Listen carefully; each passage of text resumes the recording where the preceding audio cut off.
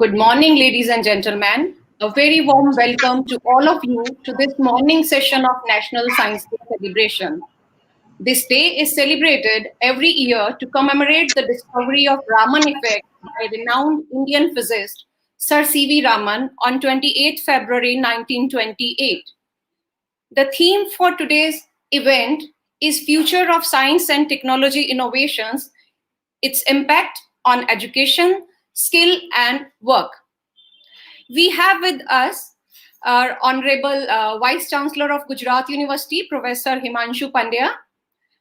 Okay, he'll be joining us soon. Pro Vice Chancellor of Gujarat University, Professor Jagdish Bhavsar sir. Then Dr. Narotam Sahu, Advisor, Guj Coast, Gandhinagar. Professor Meenu Shroff, who is the Director of School of Sciences. Professor P.N. Gajjar, who is the Dean of School of Sciences. And we are also going to have another few very eminent speakers. One of them is Dr. Ketan Patel, Chairman and MD, Troika Pharmaceuticals, Ahmedabad. And other is Professor Rajeev Varshney, who is Research Program Director, Genetics Gains at ICRI-SET, Hyderabad. My colleagues also with us are my colleagues from the School of Sciences, Gujarat University, and students who are watching this event live on Facebook and YouTube. I welcome you all once again to this program. Before starting the program, as is our tradition, we'll be starting with the university song. Please, university song. Vandan Abhinandan, Vandan Abhinandan, Vandan Abhinandan, Vandan Abhinandan, Vandan Abhinandan. Gujarat University apni, Gujarat University apni vidya tanu tapovan. Vandan Abhinandan, Vandan Abhinandan, Vandan Abhinandan, Vandan Abhinandan. राष्ट्र चेतना कला साधना खेल भावना विकसे विश्व मानवी बनी गुजराती विश्व सकल माविल से स्नेह संप सहकारनी साथे देती तू सन्मति सौना साथ ने संगाते सौ सिद्ध करे उन्नति प्रेम बंधुता समानताना पल पल प्रसरे स्पंदन वंदन अभिनंदन वंदन अभिनंदन वंदन अभिनंदन वंदन अभिनंदन वंदन अभिनंदन वंदन अभिनंदन वंदन अभिनंदन.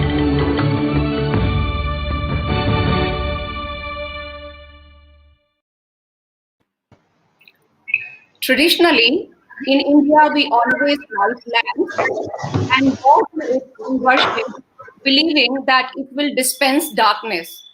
Nothing can be more symbolic in the current scenario where this program is being transmitted through various light waves only and will be igniting hundreds of minds. How technology has impacted teaching and learning, who knows is better than the teachers and the students who have gathered here to watch this program. Today, we are quickly updating ourselves with the new technology and learning to transmit these lectures and teaching learning program in this era of COVID-19. Now, since the start of 21st century, technology has been developed to fulfill the concept of anywhere, anytime teaching, and online teaching has been growing slowly. But recent COVID-19 pandemic has brought in a domino effect, and suddenly online classes, practicals, mentoring, everything has took a giant leap. Henceforth, imparting education will never be the same again. And to celebrate this, we have got very distinguished speakers with us. But before inviting our eminent speakers, I am inviting Professor Meenu Shroff, our new Director of School of Sciences, Head of Department of Microbiology and Biotechnology, Coordinator of Clinical Research Program, Chief Editor of Vidyavrat, Newsletter of Gujarat University, a worthy teacher, a keen researcher who has experience of more than 28 years, and her long list of achievement includes many research papers, 15 PhDs, and several research projects. I invite you, madam, to welcome formally our guests.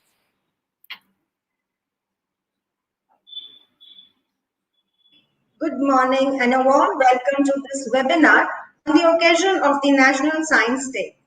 Respected dignitaries, Honorable Vice Chancellor, Honorable Pro Vice Chancellor, Dr. Sahu, Dr. Varshney, Dr. Patel, Dean School of Sciences, Head of Departments, faculty members, and all my dear researchers and students.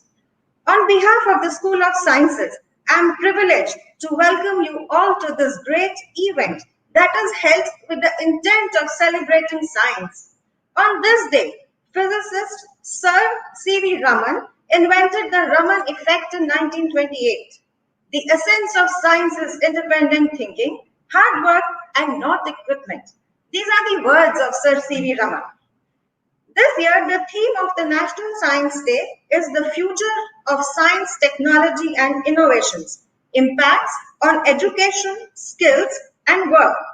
School of Science is an eminent part of Gujarat University and the largest school also in the Gujarat University. It has 14 science departments from botany, biochemistry, biotechnology, geography, life science, environmental science, mathematics, microbiology, physics, statistics, and many upcoming subjects like forensic sciences and artificial intelligence. There are 23 courses leading to diploma, post-graduation, and PhD level of study. The School of Science caters to about 2,800 students. I am very happy to welcome our Honorable Vice Chancellor, a man of science who has shaped the university by his vision and actions taken Gujarat University to new heights with many more achievements to come.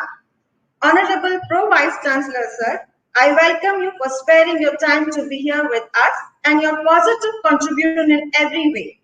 A very warm and congenial welcome to all our esteemed speakers, Dr. Narotam Sahu, a leader in science and technology, spearheading the field of science in Gujarat.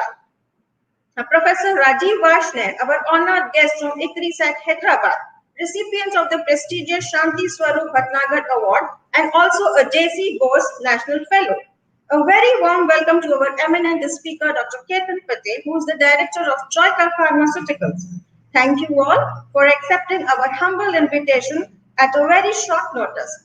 We are looking forward to hear from you and your inspiring words. I would also like to thank and welcome our registrar, again a man of scientific temperament and very supportive of our activities.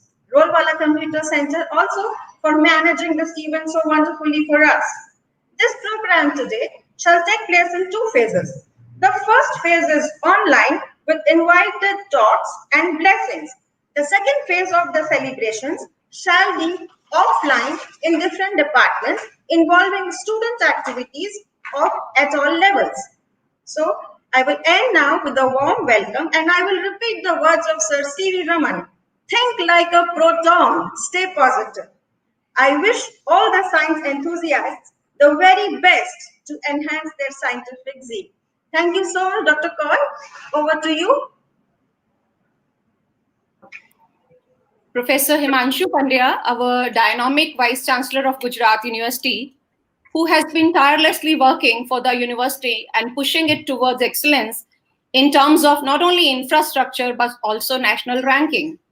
Under his able guidance, today Gujarat University has become a #1 university in the state of Gujarat and has achieved many milestones at national level. A pillar of strength to one and all. It's my immense pleasure to invite you, sir, to give your blessing to this program and motivate participants. Professor Himanshu Pandya.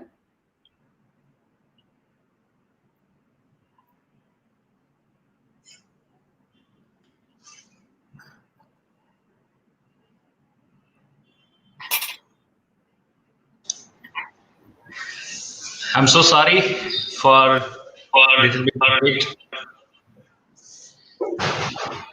Respected dignitaries, my dear Ketan Bhai, Dr. Sahu, Professor Meenu Sharaf, and my senior colleague in the university system, Professor Jagdish Bhavsar sir. I just joined, so please pardon me. I don't know the background of this event, but I think it's a celebration of Science Day. Am I right, madam? Yeah, of course. Okay. Thank you. Thank you. Each and everyone is looking for something new from science. And this pandemic, it has taught us a lot that a scientific temperament and scientific approach is most essential in our day-to-day life. During last 10 months, what we have faced as a human race, it was not new to the happening. Many a time we have experienced this sort of emergencies. But then how you respond to this emergency, that is really very important. Just few years back, we were having swine flu, bird flu, Crimean Congo fever, Nipah, Zika, Ebola, and whatnot. It is coming every regular interval. It is coming to us, and they are challenging our knowledge and our literature and scripts and everything. Then what to do? Being a most intellectual creature on this earth, how we are supposed to coordinate all this? So it's not only you or me who is contributing to the field of sciences, working in the laboratory, producing some good quality papers, filing patents, and processing some important molecules and derivatives. But when it comes to the utilization, our knowledge is there in the publications or reference books. With this sort of experience, let us understand that it is not a job of 1 or 2%. So-called developed nations, those who have extraordinary capacities and high and sophisticated laboratories with them and lot of multi-million-dollar assignments, but we can see that the highest mortality ratio is in these countries. And the other ways, what we call ourselves a developing nation, a third world country, has responded so nicely. It is because of the vision and the planning of our Honorable Prime Minister that the whole country has faced very less of this pandemic. We could survive because our genes and our expressions are exposed to a level where this pandemic sort of events would have very less effect. But we should not be satisfying with this sort of analysis. Let me tell you, this is the time where we need to coordinate. We need to start talking to our neighbors. Many a time I give this example that we are not talking to our neighbors. Neighbors means my neighboring laboratory, my colleague in the same department, my fellow scientist in the same vicinity. We hardly talk. We hardly cite each other's research. We hardly give encouragement and endorsement to our fellow colleagues. We need to change a lot. Now see, nature has gifted us all these extraordinary capacities and immunity. but it is not permanent. There may be some much stronger virus, much stronger biological entity, which can affect us a lot. On this auspicious day, my request to all you investigators, all you people, those who are believing in scientific endeavors and those who are having scientific temperament, please coordinate with each other, work in a networking, understand the capabilities of each other, and try to develop something which is a need of a time. Our scientists somewhere in the corner, they investigated the whole pandemic and they come out with such a wonderful vaccine.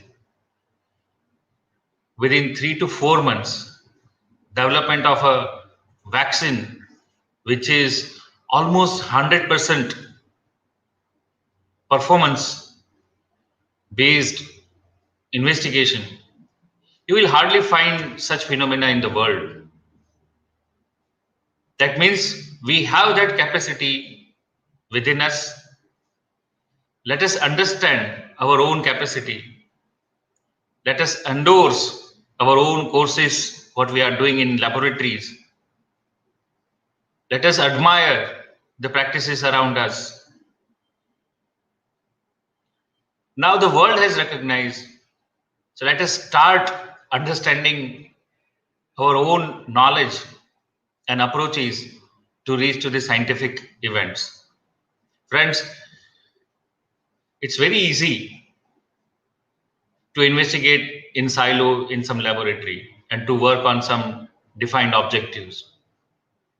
But out of the box thinking, need of the time investigations and sort of networking with the global community, that should be the temperament of working in laboratory today. I would urge each and every young researcher and collaborators, let us start developing something concrete which can be helpful to the mankind. It's very easy to celebrate a science day, and every year we are celebrating. But our farmers are facing a lot of issues in the field. They are looking for some bioremediations where we can save their crop. We can empower them to have more harvest. We need to work on so many things. I'm happy that today we have two stalwarts with us, those who have contributed extraordinarily in their particular areas. I can say Dr. Narotam Sahu is an alternative to the hardworking and networking fellow who has contributed a lot to the sciences. Whatever our young budding students can envisage their future, he has provided that platform to these young budding researchers and students. He has inspired people a lot. Tirelessly working for the system. He is such a fellow one need to follow. Dr. Ketan Patel, I know him personally. He is an industrialist, but he is a person of substance who fights for his right and who wins the case against the multi-million-dollar company. Everybody is aware of that Dynapar case. But besides this episodes, he is a wonderful human being. Let me tell you, he is a fine researcher, an industrialist with a research temperament. You will hardly find such a combination. We are lucky to have him on our board of Gujarat University Startup and Entrepreneurship Council. From day one, he is there and guiding us and supporting us for many of our endeavors. Our Gujarat University Startup and Entrepreneurship Council is awarded #1 incubator in the state of Gujarat, third in a row. We have more than 250 startups working in a one co-working space. You name the sector, we have startup on that. Healthcare, agriculture, defense, technology, smart cities, energy conservation, and whatnot. And let me remind you, girls are leading these events.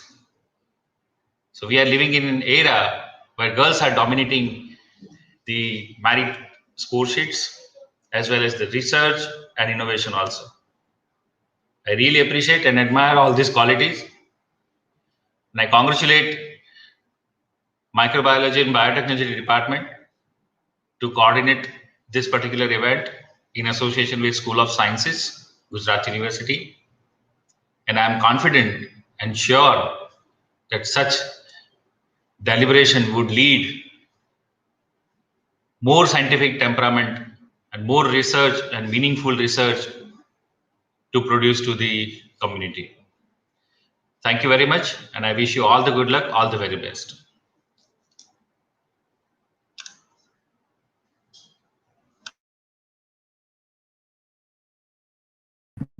Harjinder madam. Yes. Okay. Yeah, your mic was on. Now we start with the first speaker of today's event, Dr. Narotam Sahu, who is advisor to Gujarat Council of Science and Technology. He is a scientist by profession and a science educator by training. He has taken science to the common man in the state of Gujarat. Through the Gujarat Science City since 2001, he has been instrumental in igniting a sense of wonder among the students by unveiling an interplay between science and engineering and society. He worked for his PhD at CSIR Bhubaneswar and after a brief stint as postdoctoral fellow at the prestigious Homi Bhabha Center for Science Education at Taifar, Mumbai, he joined Science City. Member of several national and international professional bodies, he has received many awards, and notable among them is Indira Gandhi Prize for Popularizing Science by Indian National Science Academy INSA in 2017. He is a man of vision and is pursuing his vision of scientific advancement by cross-disciplinary communication between research, education, governance, and politics. I request you, sir, to deliver your talk. Dr. Narotam Sahu. Sir, you may start now. Sahu, sir. Thank you, ma'am. Good morning, everybody.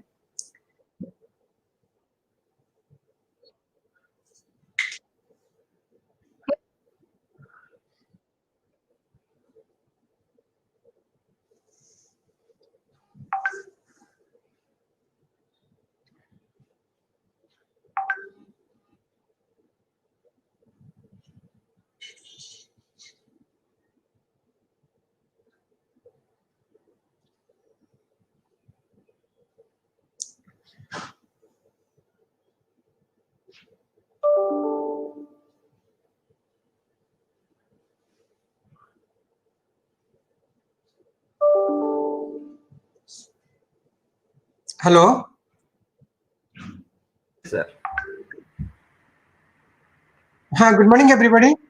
Good morning to Respected Professor Himanshu Pandya, sir, Honorable Vice Chancellor, Gujarat University, Provost Dr. Jagdish Bhavsar, sir, distinguished Professor, Professor P.N. Gajar, sir, the School of Director, Madam Minu Saraf, ma'am, and the guest faculties of today's program, Dr. Ketan Patel, Chairman and Managing Director of Troika Pharmaceuticals, Dr. Rajeev Varshney, Research Program Director, Genetic Gains, IC Research, Hyderabad, all the faculties of Gujarat Universities, Schools of Science, all the professors, heads of the departments, and my dear students. It's a great honor for me to be here on this National Science Day celebration by School of Science, Gujarat University. National Science Day is a very big day for every science, for the science itself, and for every scientist as an individual, researchers and scientific organizations.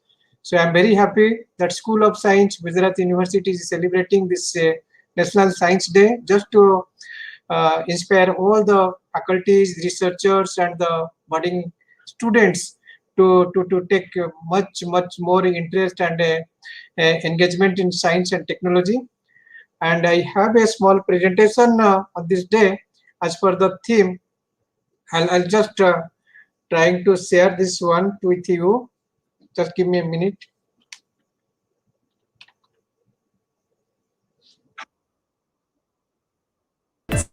Sustainable habitat, artificial intelligence and robotics, Internet of Things,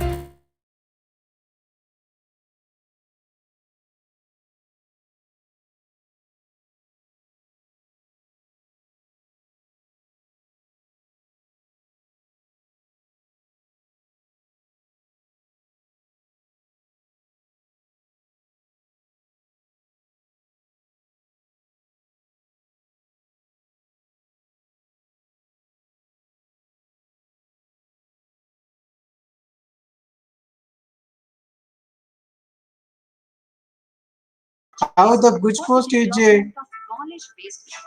working on this STI field since 2018. Recently, research and development is being explored in the key areas of nanotechnology, waste treatment and management solutions, sustainable habitat, artificial intelligence and robotics, Internet of Things, energy storage solutions and nutrition sensitive research. To support the Innovative India mission, Guj Post has set up 18 design labs in various engineering colleges and universities. With advanced technology resource, this design labs will create an environment for innovation and for various prevailing issues. To meet the requirement of high-end R&D at various research and academic institutions and to promote the next generation learning, Guj Post has established the Param Shavak supercomputing facility at different engineering institutes and universities starting research. For the Innovative India mission, Guj Post has set up 18 design labs in various engineering colleges and universities. With advanced technology resource, this design labs will create an environment for innovation and inspire students to work on innovative solutions for various prevailing issues. To meet the requirement of high-end R&D at various research and academic institutions and to promote the next generation learning, Guj Post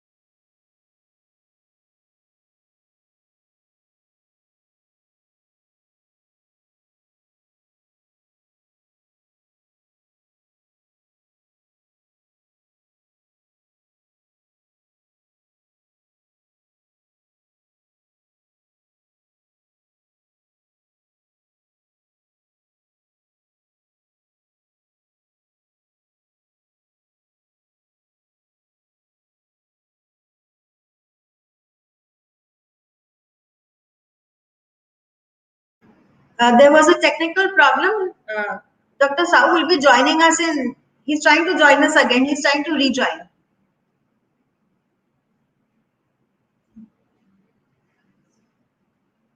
Dr. Rajeev Varshney, welcome.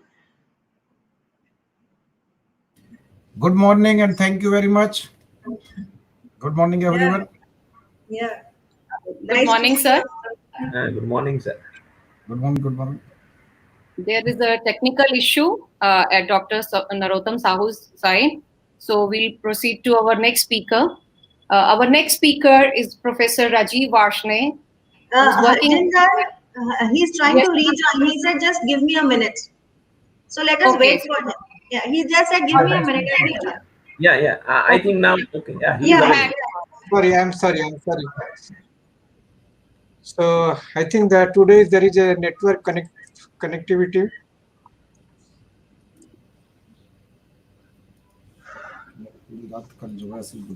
good to see you, sir, again.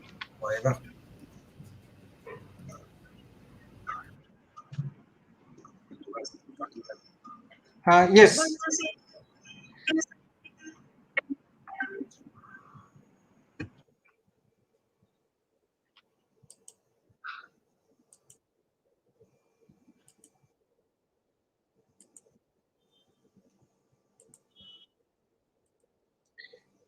Yes, I think my slides is visible.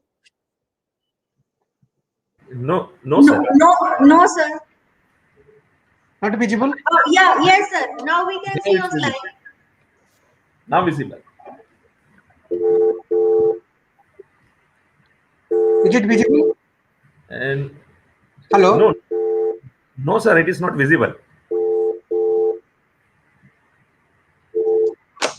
Okay. So then I talk to Extent 4. So today's program, topic is future of science, technology, and innovation, and how best we are doing in this thing. In fact, Gujarat is very in a very front runner since 2018. We have our state science, technology, and innovation policy, where we have a dedicated guidelines for our research and activities, science education, outreach, as well as the research and the,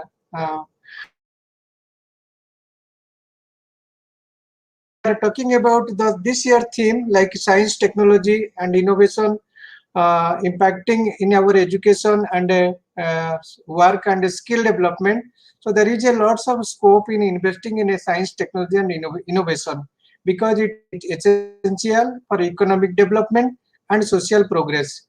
Research and development in R&D also foster sustainable development by building greener, more inclusive societies for everybody. To be effective, however, infrastructure development, technology transfer, and both public and private participation in research and with the effective policies. The science, technology, innovation policy of Gujarat in this regards also having two dedicated schemes. One is for a research support scheme, and second one is a pilot deployment technologies, where we are offering a financial support of rupees 50 lakh per proposal or per pilot. And we are inviting this type of proposals around the year. Very recently, last year we had a face-to-face programs with the Gujarat University, and I think I remember almost 150 faculties of different disciplines they joined, and we have discussed about the things. We have some 10 priority areas, including biotechnology, nanotechnology, polymer and specialty materials, Internet of Things, robotics, artificial intelligence, energy storage, waste management, pollution abatement, nutrition sensitive research.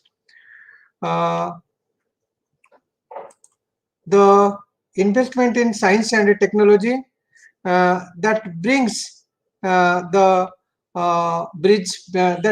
bridging the gaps between this industry academia in development of new information, new communication technologies, development of selected high technologies to lead the industrial structure and adjustment, development of key technologies in increase in international competitiveness of existing Indian industries, development of technologies related to resource, energy, and food and social economic stability, development of technology in the area of healthcare, and the next one is a STI for skill development, for which government has a special focus towards skill development to cater to the growing scientific sector. These sectors require special skills to carry out research and innovations like big data analysis, operation of special equipment, and so on. Development of such skills can remove disconnect between demand and supply of a skilled manpower, building the vocational and technical training framework, skill of the not only for existing jobs but also jobs that are to be created in this sector. The dedicated skill development department by Government of India. So it has a lot of skill development schemes for a different stakeholders, different level, including this Pradhan Mantri Kaushalya Vikas Yojana, skill acquisition and knowledge awareness for livelihood promotion, which is very popularly known as Sankalp, standard training assessment and reward star, Udan, Polytechnic schemes, Biotech Consortium India Limited BCIL schemes, Federation of Indian Chambers and Commerce Industry, CII, particularly in the Department of Science and Technology, we have Nidhi, Asar, Kiran, GSDP, TDP, STI, STAR, and STRIPE programs. When we are talking about STI for work, we can prepare for a better understanding of how development in science and technology influence the creation of new occupations and subsequent changes in educational programs that will be helpful in decision making at all levels of our society. It will fulfill the demand of universities and colleges upon revise their programs and to address on these needs. Several data sources are described in this paper, in this front, so that that will help us to explore the relationship between advancement in industry, emerging occupations, and educational changes over the theme. For example, the demand by employees for expertise in big data, predictive analytics, and machine learning in the past 5 years or so has prompted many universities to create a degree programs like in program data science, data mining, and things. We are in that taking all these areas, emerging skills and emerging fields that has to be coming in the next few years. So we at with the Guj Coast Department of Science and Technology, we are coming up with the STI career camp and STI special camps, where we can engage the faculties as well as the students to explore, engage, and experience the different broader perspective of STI and its skill set for work experience, work front, and the development in the society and in the nations.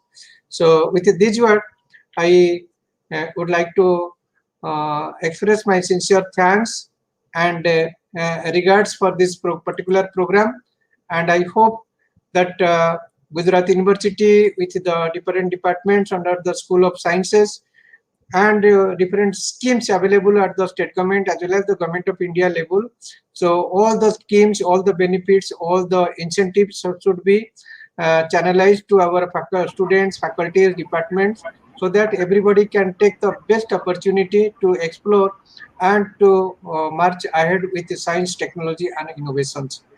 I once again thanks the faculties for organizing this Science Day program, and I hope our faculties, including Dr. Ketan Patel sir and Dr. Rajeev Varshney sir, they will be also speaking on this topic and to inspire the faculties and the students, so that they can think broader in the broader sense and to contribute to the real domain of science, technology, innovation, which is the need of the hour, and which is also designed as per the clarion call of our Honorable Prime Minister, Atmanirbhar Bharat.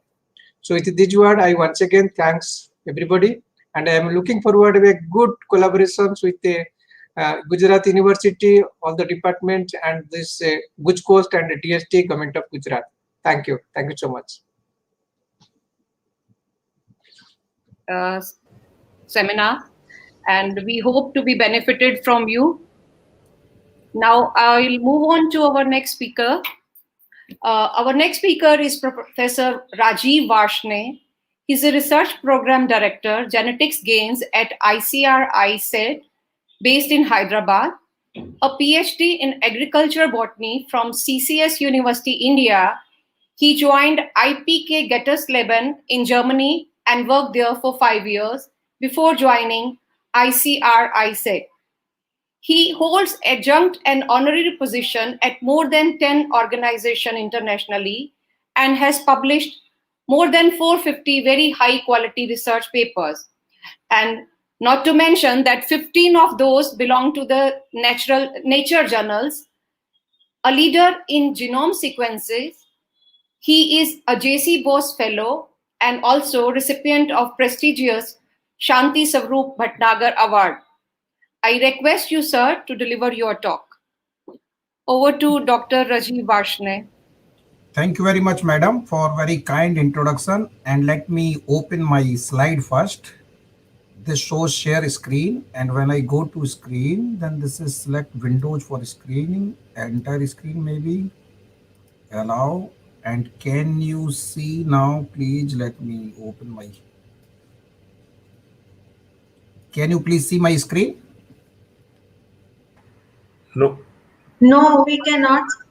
You cannot. Okay, so then I don't know what to do, because let me check once again, please. The browser cannot access your screen. Try capturing a different screen to see. So you cannot see anything right now. Yeah. We can see only you. You can see me, that's okay. But Yeah. now I want screen sharing the DGS with two more screen sharing. But why this is not happening? Share screen. Select window for screen. Disable. StreamYard. Allow. Now can you see something? No. Can you see now, please? No. No. Oh, because this is a new thing for me, so I'm having sorry, my sincere apologies, because I click this thing. Can somebody help? I press this plus share, and then I go after that share screen. I see 3 windows. Maybe Dharmesh, you can help him. Screen sharing, and then I say, Yes, ma'am. Yes. Yeah, just sir. guide him, please. yes, On share screen, yes, select share screen button, yes. and then select entire and select window. From window, you have to select your PPT. Okay.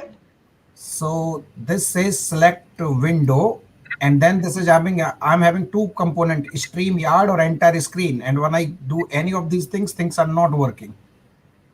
No, sir. You have to select PPT. That PPT you have to open. First open PPT. I already have opened the PPT. Will you allow StreamYard to see your screen? Yes, I am saying this thing. Prasad, can you help me come here, please? So what I'm trying to do this thing, and this gentle. So now I go this screen, share screen, and then you're having these things. So I'm clicking this share screen, right? Then this is saying select window or screen. They are telling that I should have the PowerPoint somewhere here. This is not coming. So I should do entire screen. Yeah, entire screen. I am doing this, and then Allow. I do this one. The browser cannot access your screen. Try capturing a different screen to see if this continues.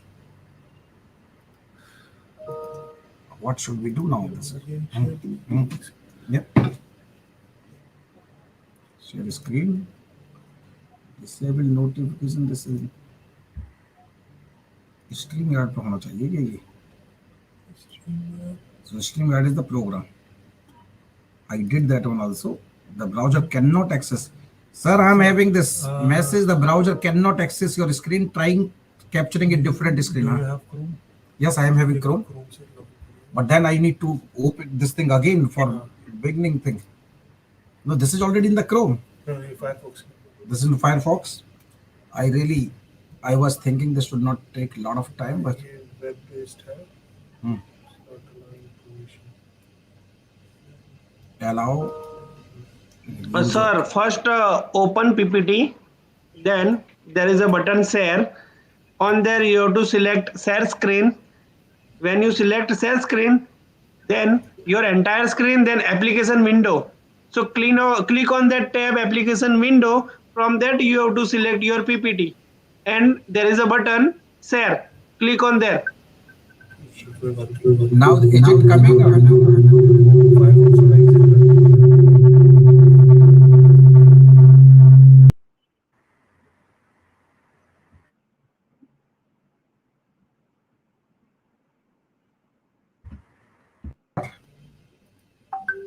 No, not. Click on share. Excuse me, who is instructing Dr. Varshney? My colleague Prasad, he is bioinformatician and computer scientist. Okay, so can you follow one by one? Rather Yes. than giving the whole instruction, if you can follow the steps one by one, then it will be okay. I think so. So, sir, click on share button. Yes. Then there are two options: video file and share screen. Click on Right. share screen. Yes. Okay. Hmm. Now the window is open. Share your screen. In that first Yes. option is your entire screen. Then second one is application window. Yes. Application window. Now select PPT. The problem is that in this application window, I don't see that PPT. So sir, open first PPT. PPT I open करके रखो sir. I already have this open PPT, sir. तो sir option आना चाहिए. अब वही मैं सोच रहा हूँ कि नहीं आ रहा. What is this thing? So what should I do? How can I open that one? And now just Okay, now probably like this thing yes, here. now it's showing, Okay, so then this one and now share. share, but then there's nothing coming. Chrome has lost permission to capture your screen. Follow these steps. Sir, why don't you open your PPT first and then follow the instruction? Sir, I think already that have you opened need that. to reopen the same. You need to reopen the same. Sometimes it may happen that the previous order may not be collected. So then otherwise you can go to the third presentation and then I will try to keep on working on that one. So this is privacy, security, privacy. And then Click इसमें. So we need to enable Google Chrome. how to do that one? Click either privacy and then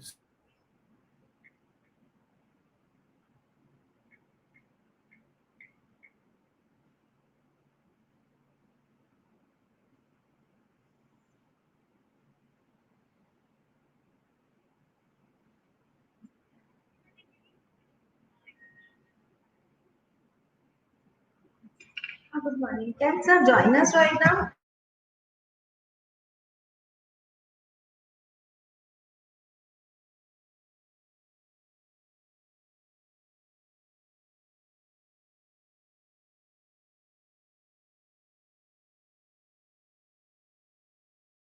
share screen.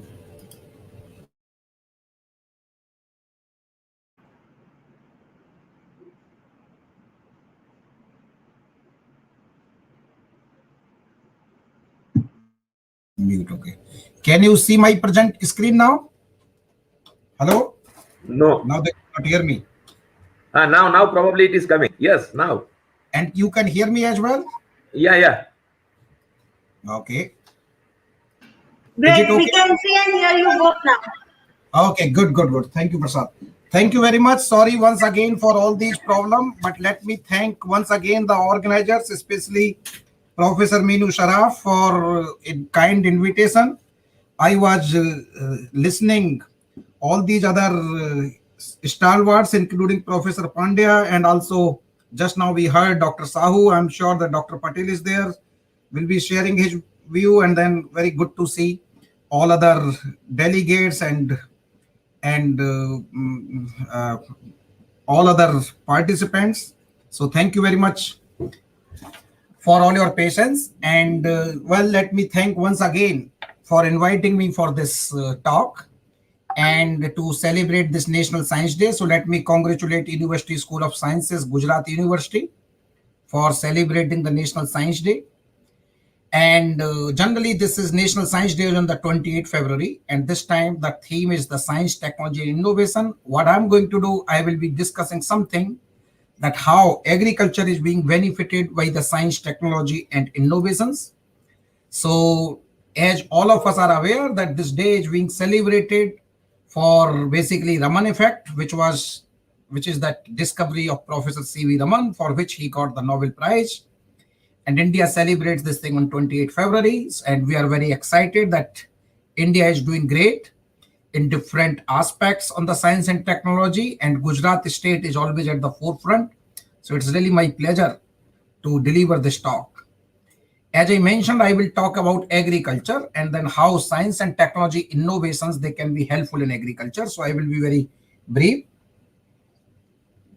So let's talk first that why we need to have these science, technology, and innovations in agriculture, because globally, not only in India, globally we face a lot of problem for the agriculture. If you see about hunger and malnutrition, then about 800 million people, they don't have enough food. But more than that, about 2 billion people, they're suffering from the micronutrients deficiency. And in this context, nutrition is very, very essential for the success of the Sustainable Development Goals of United Nations. In many countries, they are doing great work. And as we have a call from our Honorable Prime Minister Modi, being Atmanirbhar in all the different areas, including nutrition, including the food security or so. So this is also very important for all of us to contribute in this direction. And Science and Technology Institute, including Gujarat University, play a very important role in all this aspect. Now, when we talk about agriculture, we are also aware about the adverse impact of the climate change. And as you can see on this screen, and this is coming from NASA, that how the temperature is being increased every year. And this is the data from last 200 years or so. And you can see the world is becoming more and more warmer. And definitely we don't want to see this thing worst. Unfortunate situation is the impact of this climate change will be very adverse on agriculture in sub-Saharan Africa and Asia, including India. So we need to really develop our crop varieties, which should be able to produce more even in the context of the climate change. And there are some data that, well, crops like maize, rice, wheat, and many other crops, you will be having significant reduction in the yield. The other thing is the status, basically the water shortage. We know that in the developing countries, agriculture is generally dependent on the rainfall. And we are having the agriculture based on this basically in monsoon or so. But during last several years, and even if we see the water level in the ground, this is going down. And then it is anticipated that about there will be 60% increase in agriculture production to meet food needs with 15% increase in water use. So water is going to be another serious issue. And we are all aware about the population growth. Right now, India is the second largest or second most populous nation. But unfortunately, in the next few years, this is going to become the most populous nation. So basically, if you consider all over world, then we need to have food for 9.7 billion people. And in the same context for India, we need to produce the food for about 1.66 billion people. And to meet the food demand, we have the land limited. So we cannot keep on growing more and more unless we enhance the crop productivity. So we need to develop the new crop varieties by which we can generate more food per hectare. And so basically with all these things, we have a big challenge before the scientific community. And this big challenge is how to produce more food with the less resources. When I say less resources, means less arable land, less water, less labor. And on top of that, we need to think about the water footprints, about the carbon footprints. So all these things, they bring a lot of challenges. This is not something that these challenges are happening for the first time, but during last 100 years or so, agriculture community around the world has been doing great job. And what they did, that this has happened just by bringing the science and agricultural innovations. And in this regard, those of you who are the student of the genetics of plant breeding, they understand that, well, plant breeding is one of these key discipline, which has been very, very helpful for enhancing the crop productivity. And nowadays, plant breeding is just not plant breeding. This is the integration of the different disciplines: genomics, biotechnology, physiology, entomology, microbiology, many other disciplines. But if you see in the plant breeding, there are two major milestones in my opinion. One was the crop domestication, which happened about 10,000 years back when the crops were domesticated. And then we had this Mendel's laws in 1865. And sometimes in 1910 or so, plant breeding started to happen based on the cross breeding. Then we had the hybrid breeding. And in 1953, we got the DNA structure understood much more better manner, and this was from the James Watson and Francis Crick. And after that, agriculture community started to use these breeding basically based on the genome information. We are having the products nowadays coming from the marker assisted selection, GMOs you might have heard, but nowadays we are talking even that gene editing. So plant breeding is playing very important role. What I'm going to do will discuss something in this area, that how genomics is being very helpful to enhance the crop productivity. And for that, we understand that each and every crop, and for that matter, any organism, is having the set of the genes. We call it the genome. And all these basically the traits, that how we look like, what kind of plant it will be, whether this will be drought tolerant, disease resistant. So everything is controlled by the genes. So to understand the genes, we need to understand the genome. And nowadays, with the advances in the technology, we call them sequencing technology, you can sequence the genome of anything. In fact, thanks goes to the Human Genome Sequencing Project, which started sometimes in 1990. And at that time, idea was that can we capture the genes which are related to the human health? And based on these things, can we develop the genomic medicine? And at that time point, this project started in 1990, took about 13 years and costed about $3 billion. But then they asked the question, we cannot invest so much money. Can we reach a level when we can sequence any human genome in just $1,000 and just in half an hour time? So something like as we go to visit the doctor checks us. Now can we reach a stage that when we go and based on our sequencing or gene information, doctor can suggest the medicine. So these were the areas basically. And based on these things, we got this human genome sequence completed. But during the course of these things, we had a lot of discoveries and many plant species, they also came in the picture. And nowadays, we are having a range of the sequencing technology basically, and they are working on the different aspect, and we have been working on these things. Hello? Just a minute. Can you hear me, please? Hello? I'm not sure whether you can hear me or not. No, we can hear you. Okay. We can hear you. Good. Yeah. So then we had these lots of advances in the sequencing technology.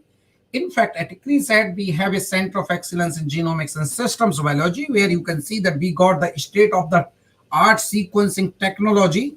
We also got the computational infrastructure, and we use the sequencing machines to sequence any genome. We use this computational infrastructure to identify the genes and associate with the trait and then use them in the breeding program. We will be very happy to collaborate with the University School of Science of Gujarat University or with anyone else who would like to work with us on the agriculture aspect in the area of genomics.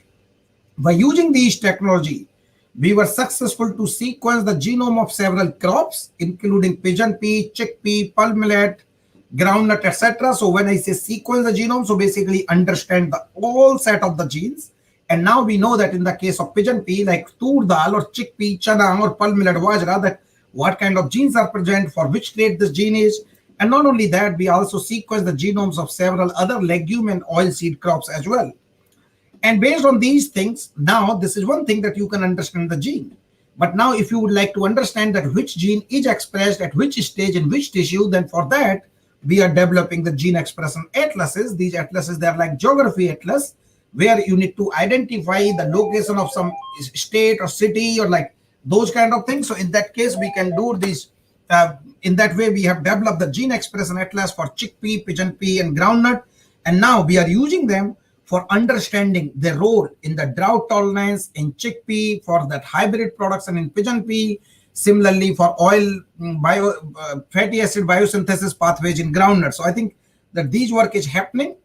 Now the other thing is that when you have sequenced one genome, do you think that, well, we have captured everything? Probably not, because when you are talking about chickpea, we got 28,000 exosomes. Each exosome may have some the different kind of set of the genes. So what we are doing that now, if you see in agriculture, then you are having 1,700 gene banks around the world, and 7.4 million exosomes are present in those gene banks, including more than 120,000 exosomes at CRESAT.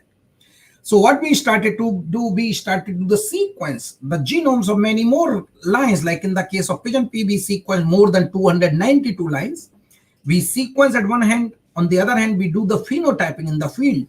And then we combine these things data together and we try to identify the genes for the different traits.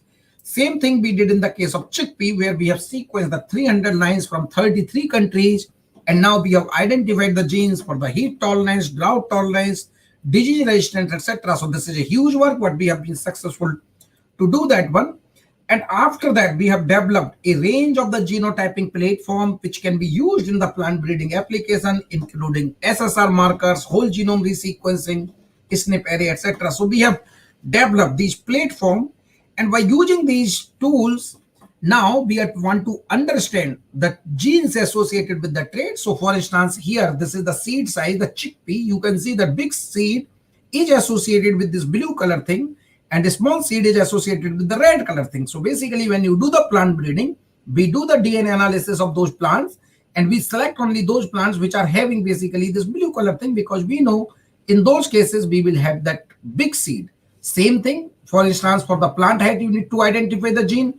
You can see here that based on the gene sequencing, you can identify the E nucleotide is associated with tall height, T is with the small height. So by using these kind of technology and the range of the approaches, we are using large number of approaches, we have been successful to map 20 to 50 traits in each of these crops, like in chickpea, drought tolerance, heat tolerance, salinity tolerance. The same thing in groundnut.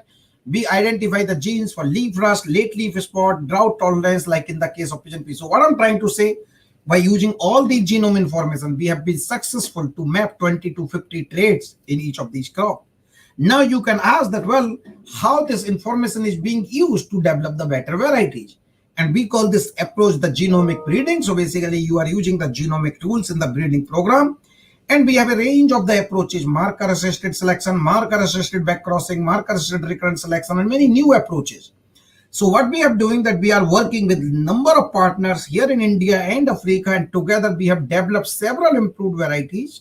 And I will give some examples. And here, this is the example of a chickpea variety which was released in Ethiopia.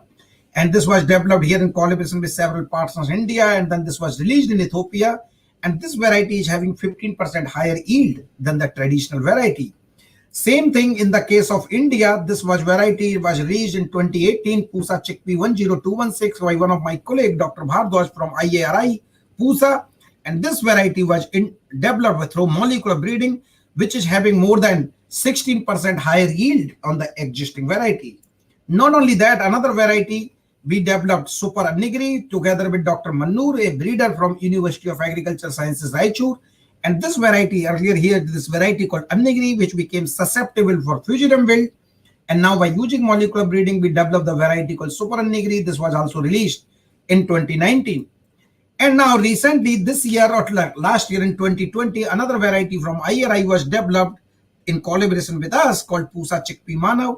And this variety is having 20% higher yield than that existing varieties. So you can see that in the case of chickpea, we already got 4 varieties.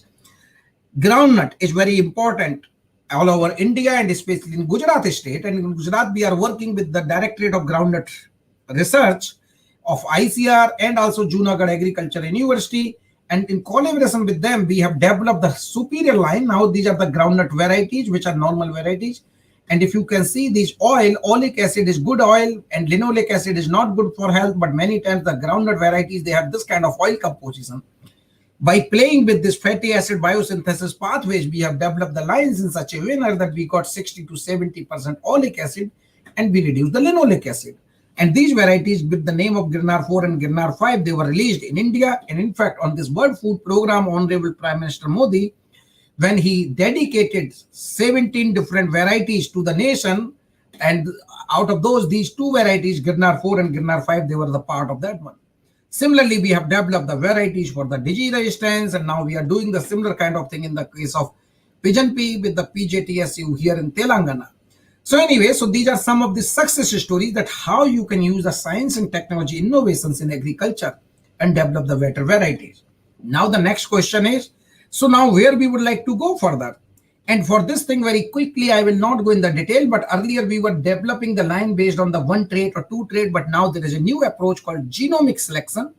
Here we will be selecting the lines in the plant breeding based on the whole genome information, and this is very promising approach.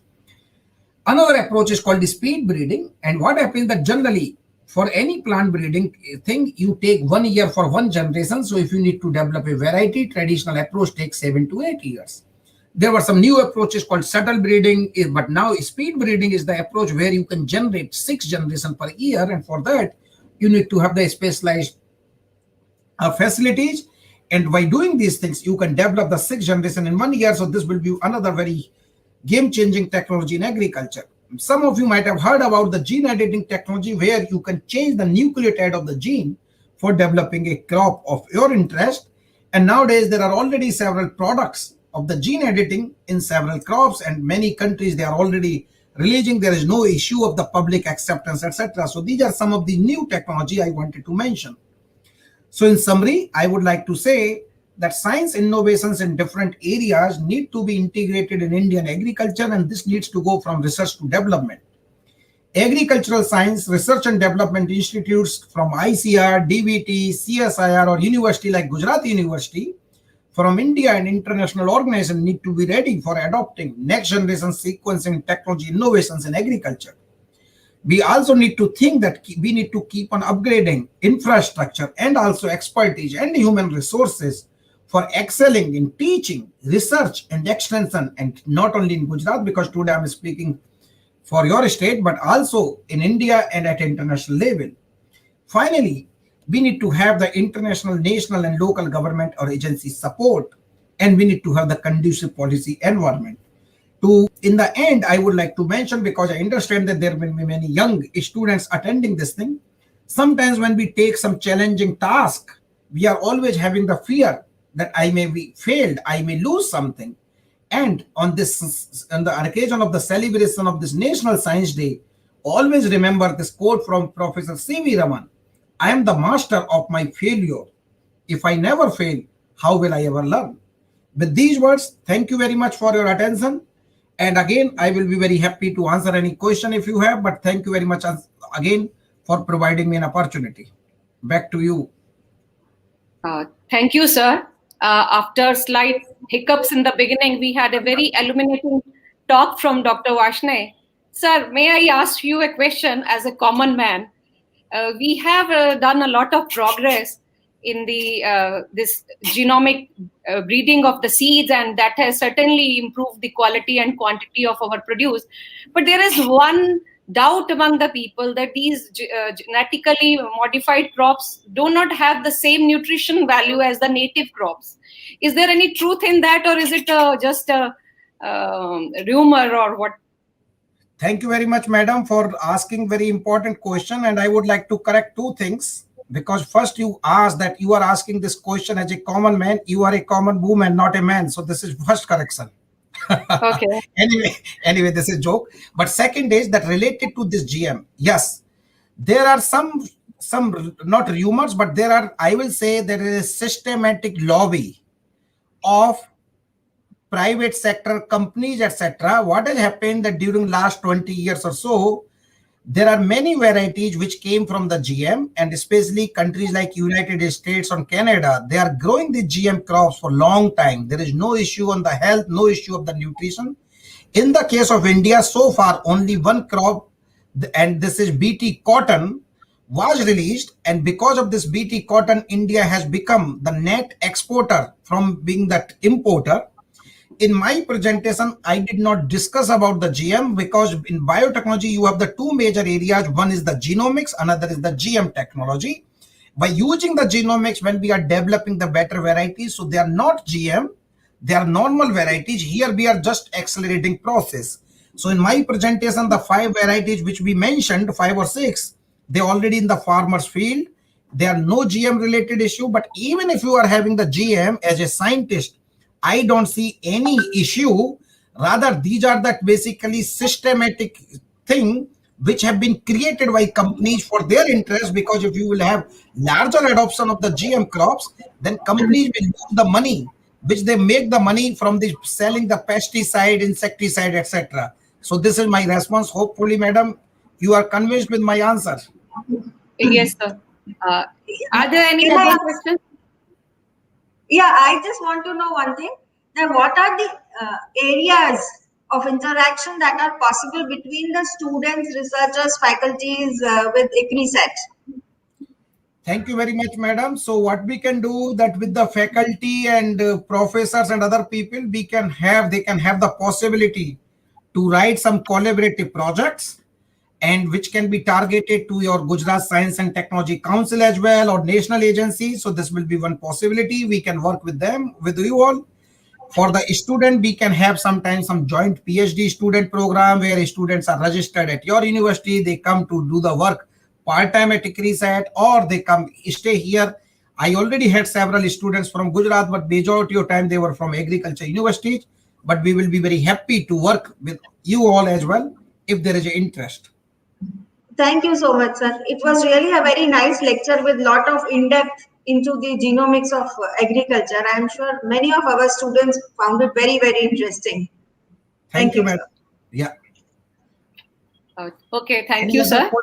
Any other question? Because it seems Dr. Ketan Patel will be joining in 5 minutes. So you still got few minutes for questions. Oh, sir is already there. Okay. So back to you, madam. Okay, thank you, sir. It was nice interacting with you. Our last but not the least, the speaker for today's seminar is Dr. Ketan R. Patel, who is Chairman and Managing Director of Troika Pharmaceuticals Limited, a brilliant student, a gold medalist in his graduate and undergraduate studies at LM College of Pharmacy.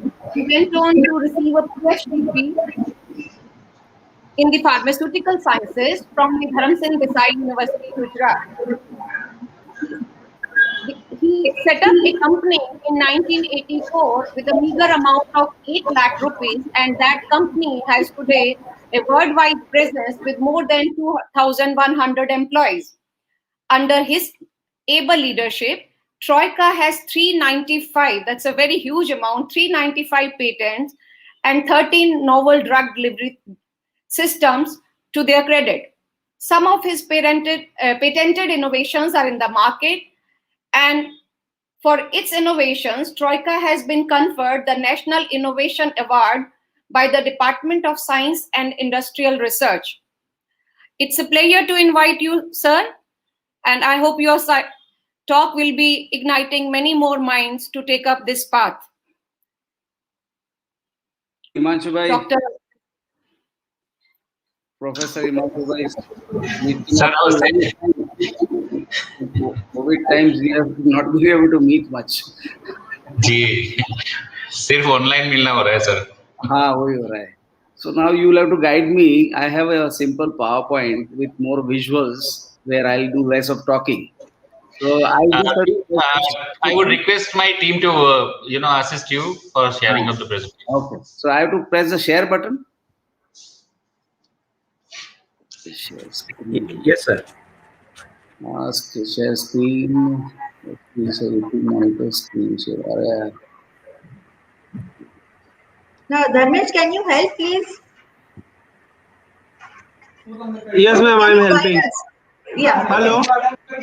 Yeah. Sir, there is a button, share. Share Click on that. हाँ करा click फिर. Then share screen. वो भी कर दिया. Now there is a window. In that you have to select application window. Application. Okay, got it here. Now from that select PPT. Okay. Okay, sir. Got it? Yes. Yeah, okay.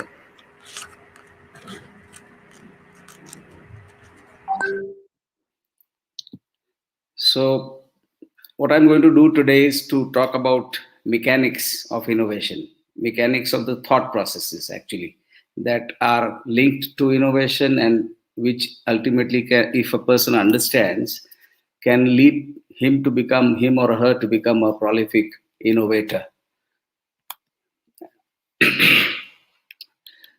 So at Troika, we don't just reverse engineer. We imagine, innovate, and excel at creating novel drugs for the benefit of mankind. So this is a conscious choice that we've made, that we should restrict ourselves from reverse engineering, because you know what, reverse engineering is quite addictive. It's a pretty simple way of building a business where you reverse engineer the generic products and you play on the markets with price and quality, which also gives wonderful growth. There are so many companies which have grown through reverse engineering. But it is for the entrepreneur to choose whether he's excited by the volumes generated by reverse engineering, or he is excited by giving something to mankind by way of an innovation. So we've chosen the latter. And imagination is instinctive. It is something which is a part of your DNA, and therefore it's a part of your mindset. And therefore, when you embark on your journey of entrepreneurship, you need to examine yourself on what attracts you or what gives you a satisfaction. Because at the end of the day, it's very important to be satisfied with what you're doing. So this is just a brief write-up that pharmaceutical sciences have been benefited by innovation. And I have put almost 4 decades now. And out of those 4 decades, the last 2.5 decades have been in trying to come up with game-changing innovations. Sometimes I've failed, sometimes I've succeeded, but the success is very much cherished because it is improving the lives of the patients across the world. And so, based on what I have learned in these 4 decades, I have created a simple PowerPoint where the visuals will do more of the talking. I'll just give you some examples from my own innovations for you to understand the meaning behind the visual. So this is a very simple to read visual. Those who innovate lead, the rest simply follow. You always see this happening in a variety of products that you come across in your daily lives. The most pertinent example would be Apple, iPhone. Sir, sorry to interrupt, sir. Sir, your PPT is not moving, sir. It's got static, sir. No, sir. I think you have to enter the slideshow mode. It's not coming yet, sir. I'm having the slideshow mode on, actually. Okay, I am not able to see, sir. I'm just seeing the first slide only on my screen, sir. Anyone else can confirm? Now? No, it is the only first slide. Okay, press F5. It's got stuck, sir. I think it's got stuck somewhere. I think then I should go out and do it again. Yes, No, sir. no. I think just We can see another slide now. Or the best, let us try one more time. Otherwise, then I will. This is a mechanics of innovation, right? Right, sir. Now, can you see the change? No, sir. No? No, sir. Something wrong with the software then, because I'm seeing. Okay, so what we'll do is I'll just this way you can see. Yes, now we can see, sir. Yeah. Second This slide is not the slide mode, but now it's we can fine. see. Yeah. Okay. So this is a slide we were talking about. Those who innovate will lead, and the rest simply follow. I just mentioned about the iPhone, how it swept out the well-entrenched product called Nokia.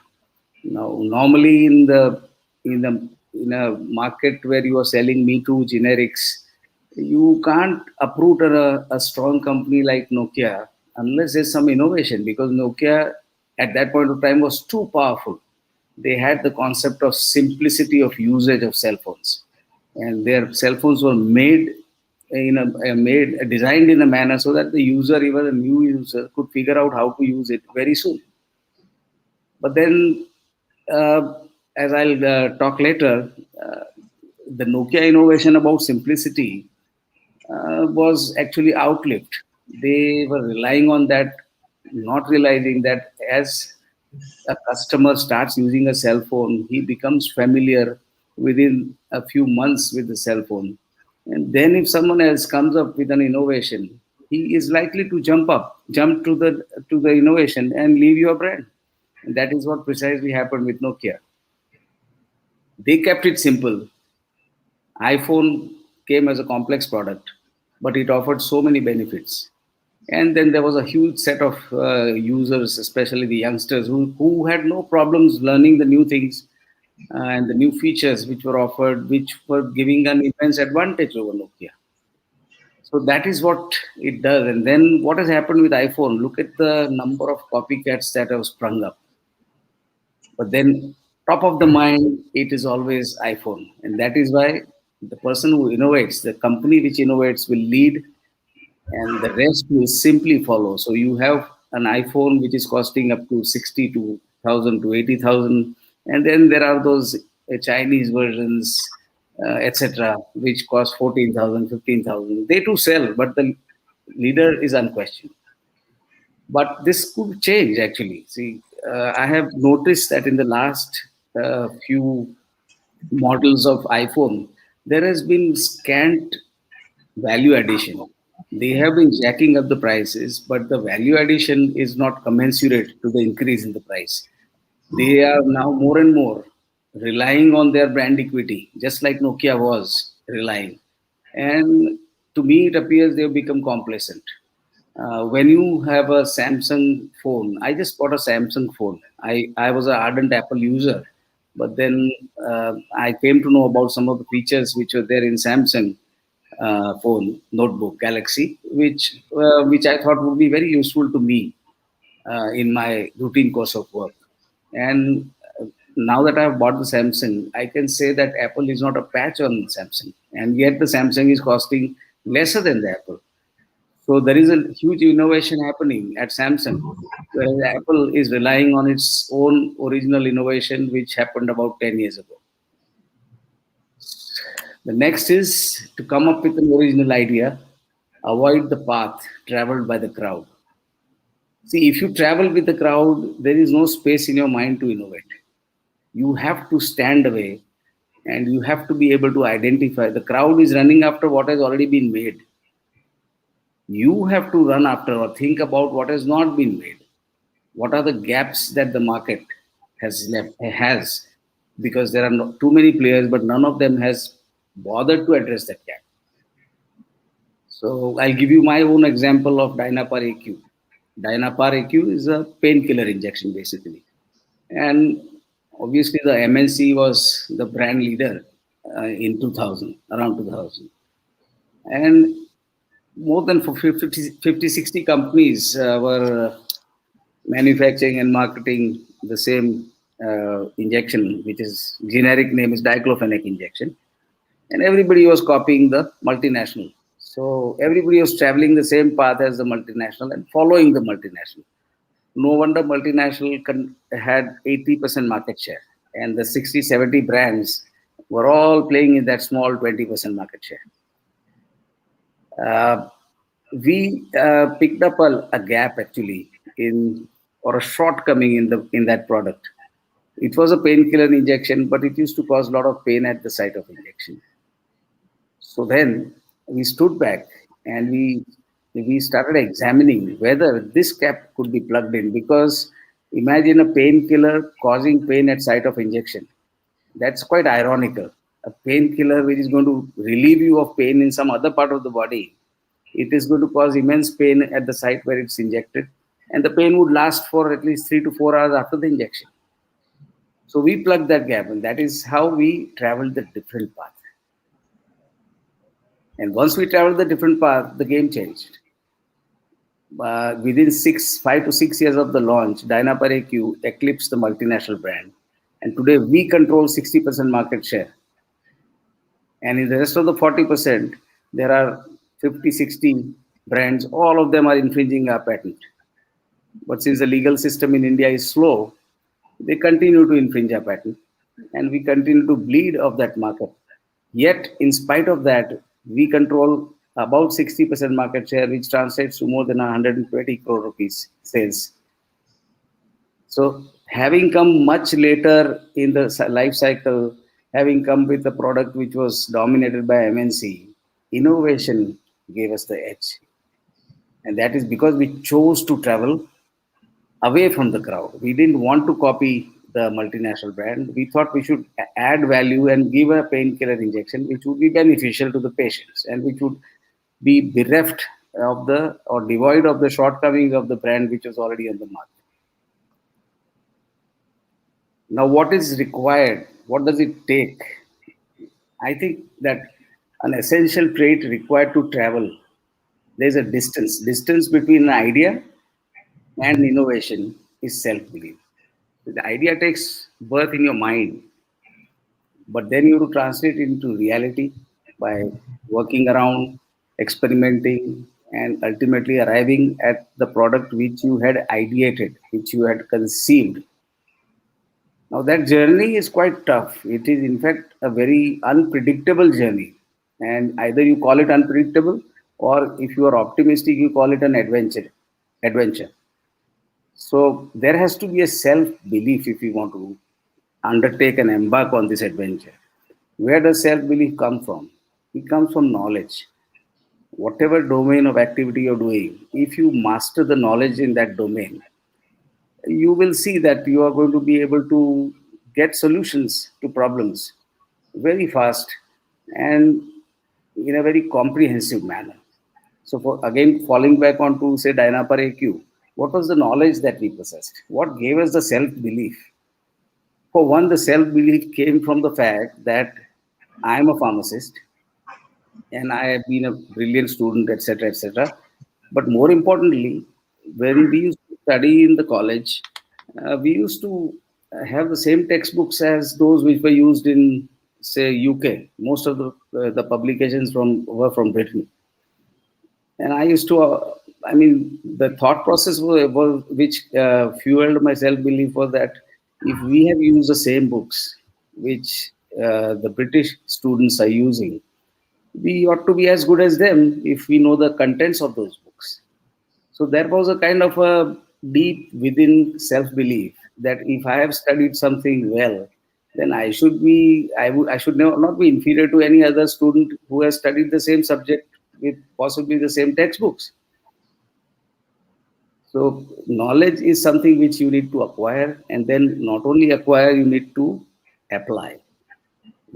That's another bridge to cross actually. The power of knowledge is not in its possession. You can keep possessing all kinds of knowledge and be a bookworm, but the power of knowledge lies in its application. So what was the knowledge about the diclofenac injection which was causing pain? The moment I started studying about the product, found out a few things which had the potential to cause pain. So the idea was conceived that we have to eliminate these shortcomings which are there. And how do we do that? Again, we fall back on the knowledge of how to formulate an injection.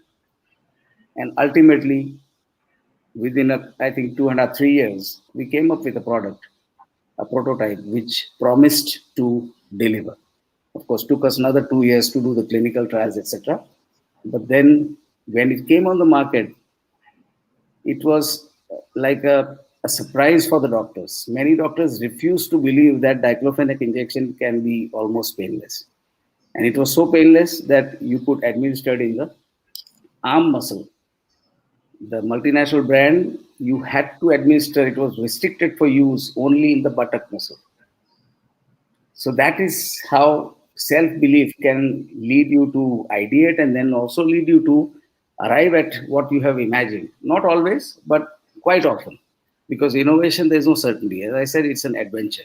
It's an arduous adventure, and you have to enjoy the journey even if you fail. And this is where I come to the failure. Be so resilient. Resilient means you stand up each time you fail. That every hurdle or every failure inspires you to attack the problem with enhanced vigor till you get success. So if you see the arrows, each inclined arrow is an effort, and the vertical downward arrows are the failures. So the thickness of the inclined arrows is steadily increasing, which indicates that each time you're falling down, you're going to get up with more energy and more vigor and put your entire effort behind the problem which you're trying to solve. The success thing may happen, may not happen, but that should not deter you. So let me give you an example. Topical painkillers. There are sprays, there are gels, there are creams, there are balms. Sorry. There are multiple dosage forms. You see them in the advertisements. But we had again made an observation that they gave pain relief only for 15-20 minutes. And most of them caused burning sensation. Most of them had ingredients which would come out in the air, and if you have applied it in the office, your colleagues come to know that you are applying something, and it's embarrassing. Most importantly, they don't give the satisfactory pain relief. So we embarked on a journey to manufacture or to develop a topical painkiller solution which would give prolonged pain relief and which would give a very high penetration of the drug through the skin. Now, it took us almost 23 versions to finally reach the goal. So as this arrow shows, it shows 3 falls. We had 22 falls. After that, what we got was absolutely on the dot. Today it is today it is sold as and it is the #1 prescribed brand for topical pain relief.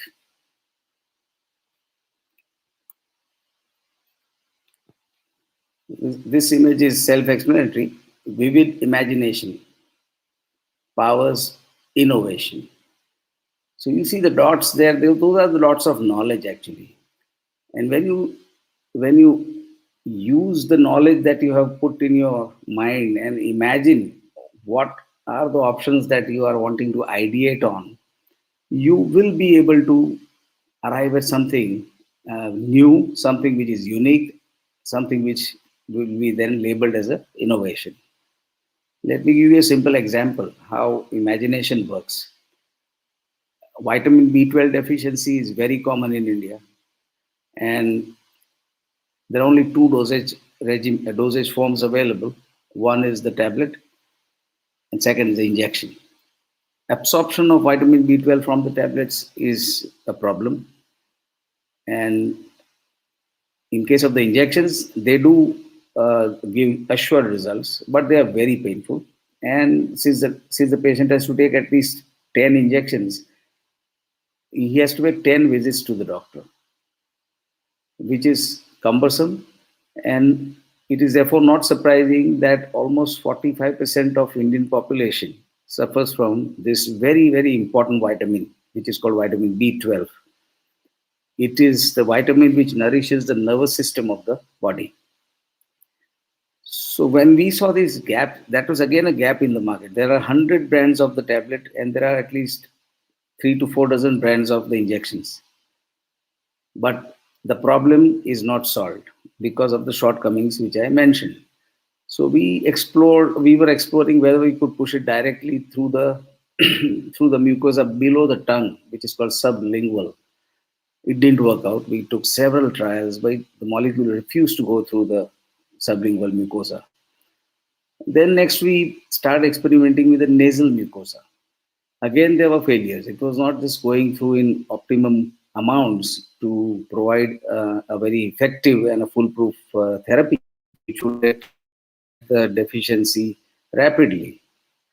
But then somewhere I came across that the molecular structure of vitamin B12 is flexible, and its shape changes with the pH of the solution. So if you put it in a pH 5, it has one type of a shape. Now you start imagining, and then you start imagining कि 5 pH पे ऐसा shape होता है, 6.25 पे the shape has changed this much, and at 7 the shape has changed further. The shapes imagined are not important. What is important is that you could imagine that if the shape changes, maybe there is one shape which goes through the mucosa very fast. And that is precisely what happened. Because of that imagination, we worked on vitamin B12 solutions of different pH. And then we started administering the dose to the patient through the nose. And we found that the one at a particular pH, which is mentioned in my patent, it went through the nasal mucosa like an injection. So that gave birth to a product called Naso B12, B12 through the nose, which corrects vitamin B12 deficiency in just 7 doses. And the patient has to self-administer, need not visit the doctor again and again. And there is a guaranteed absorption proven by clinical trials. The product has been, the launch of the product unfortunately has been disturbed and has been a setback because of the COVID. But very soon we'll be able to get this idea accepted by the customers. Because one thing you have to remember, innovation quite often mandates a change, and customer may not be willing to change as fast as you want him to. But that's the game of marketing then. Today there is quite a hesitancy to take a medication through the nose. It's the job of our marketing to turn the tables and to make the doctors see the logic and see the benefit of the product. It is delivering something in such a manner which no other dosage form of vitamin B12 has been able to do. And mind you, I am talking of a very old saturated product. Vitamin B12 was invented in 1952. 52 till 2020. All the dosage forms have shortcomings. This one comes up, and this can change the market. And it can become a brand leader soon enough. So our creativity shines through our innovations. So innovation is a tremendous cutting edge. If you come up with an innovative product which solves the problem of a customer, the esteem of your company in the customer's mind goes up immensely. That esteem is not linked to the size of your company. You may have a towering giant of a generic company, but in the mind of the doctor, you are a sterling company because you gave a solution to a problem which was not solved. So as compared to generic manufacturers of anything, whether it's engineering or whether it's pharmaceuticals or chemicals, when you solve a problem which was not solved by somebody, you straight away get a premium positioning. So the number of innovations that you come out, they are evidence of your creativity, because innovation cannot happen without creativity. And this is my favorite slide actually. You can see the heart is on fire and it's shooting an arrow at the brain, compelling it to ideate. And now if you read the quote, fuel your innovative endeavors with relentless passion. Passion, as we all know, emanates from the heart. And passion is a force, which is a very strong force, which can make the mind work. So if you have passion to innovate, if you are constantly wanting to fill the gaps and deliver and try to deliver good products which solve problems which were hitherto unsolved, then you are going to be able to ultimately arrive as an innovator. Therefore, it's necessary for the passion to constantly remind your mind to keep innovating. That relentless passion will result in a series of innovations as well as a series of failures. So be it. That is not a problem. As long as you get 1 or 2 innovations right, it's good enough. So if you as I said in the previous slide, keep infecting your brain with the passion through your heart, then you become a prolific innovator. And since we are in healthcare, it's for the benefit of mankind. So you can see here, this is the Dynapar QPS, a completely new format for a topical painkiller. #1 prescribed brand. Dynapar AQ, #1 prescribed diclofenac, the painless injection. And here is the Naso B12, which is the #1 nasal drug delivery for vitamin B12. The other innovations which did not do so well, this is a lozenge, a lollipop for pain. If the patient sucks it, then the drug gets absorbed through the cheek and the patient gets immense pain relief. Especially this was designed for cancer patients Unfortunately, it didn't do well. So even after a lot of hard work, if you come up with an innovation, this is an example that the innovation failed. But we are still proud about it. And there is a set of cancer surgeons who use it. And that gives us a joy. That's what I said, that volumes, if you're looking for, then innovation may or may not deliver. But if you're looking for shining out as a creative, innovative company, then this is what you should be doing. I think that's the end of my presentation. If there are any questions, I can take them.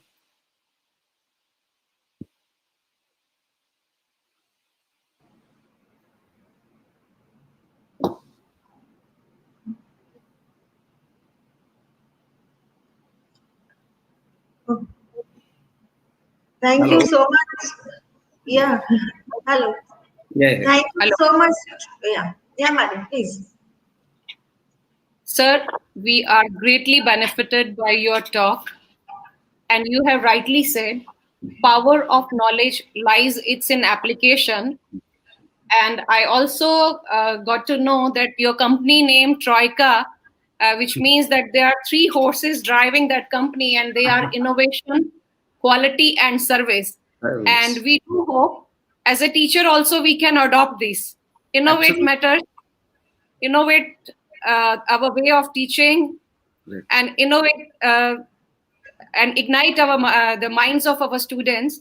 And I am really thankful for the time you have spared for us and delivered your talk. Thank you, sir, once again. Last but not the least, we have come to the concluding part of our... Maybe Registrar sir would like to say something. He has just joined us. Okay. Okay, then, okay, Dr. Gajar, please wait a little more. I will request our Honorable Vice Chancellor to say a few words. Okay, Registrar sir. Okay, Registrar. I'm sorry. Dr.